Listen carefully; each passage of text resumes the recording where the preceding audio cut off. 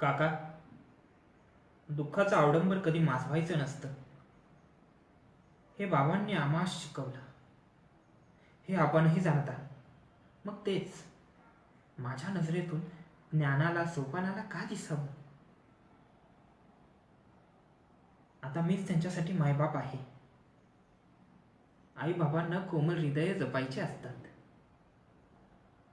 तर हाताला फोड जरी आले तरी स्पर्शातून मायेची भाकर कमी होता कामा नये, नाही का? ज्ञाना जितका ज्ञानी तितकाच मायाळू. त्याच्याकडून कोणाचं दुःख पावलंच जाऊ शकत नाही. त्यालाच जर माझ्या डोळ्यात एक जरी आसव दिसला तरी त्याच्या त्या कोमल हृदयाला किती यातना होते.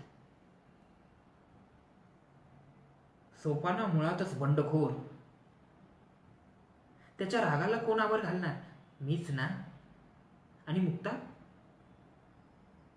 मुक्ता तर माझा जीव की प्राण.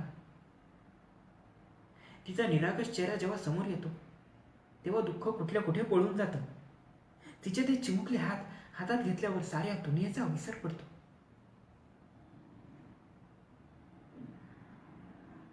वनवास हा तर प्रभू श्री रामचंद्र आणि पांडवांनाही चुकला नाही.